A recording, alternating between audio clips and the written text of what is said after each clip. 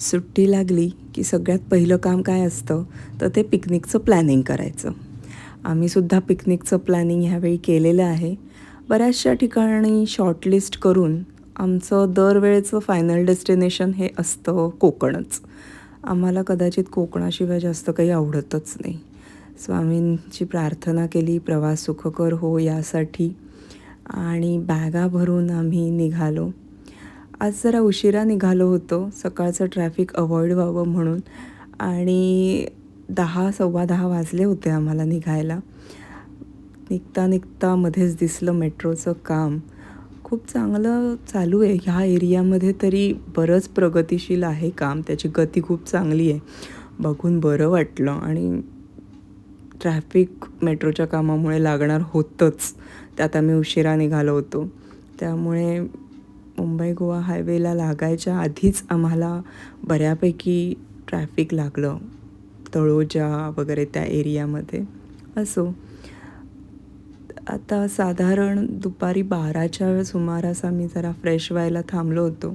कर्नाळ्याच्या अलीकडे थांबलो कारण मग नंतर पुढे फार असे हॉटेल्स वगैरे मधल्या पट्ट्यामध्ये नाही आहेत, त्यामुळे थांबलो. इथे तुम्ही बघू शकता कर्नाळ्याला जी ग्रीनरी आहे, हिरवळ आहे, ती डोळ्याला अतिशय सुखावह असते. त्यामुळे तिथला व्हिडिओ घ्यायचा मोह काही आवरत नाही.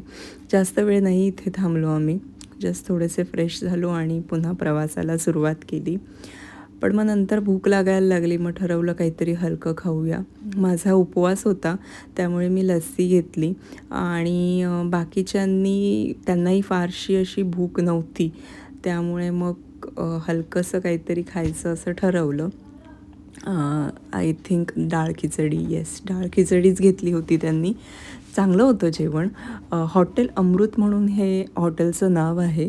गंमत म्हणजे इथे ना मी मोजलं 70 प्रकारचे डोसे आणि 37 प्रकारचे उत्तप्पम आहेत आणि खरंच याआधी आम्ही खाल्लं होतं तिथली चव खूप छान आहे. सो साधारण माझ्या मते खेडच्या अलीकडे हे हॉटेल आहे. नक्की ट्राय करा कधी गेलात तर, हॉटेल अमृत म्हणून. तिथून निघालो आणि आम्ही साधारण अंदाज बांधला होता त्यानुसार रस्ता खूप छान झालेला आहे. चिपळूण गुहागर हा जो रस्ता आहे हा खरंच खूप उत्तम आहे आणि वेळेत पोहोचलो आम्ही. 5 वाजता पोहोचलो. रात्रीच्या जेवणात आज उपवास सोडायला पुरणपोळीचा बेत होता. जेवण अप्रतिम होतं. दमलो होतो त्यामुळे मग जास्त काही ॲक्टिव्हिटी न करता थोडे फोटो घेतले, रिलॅक्स केलं आणि आजचा दिवस संपवायचा असं ठरवलं. चला थँक्यू, बाय बाय, भेटूया पुढच्या व्लॉगमध्ये.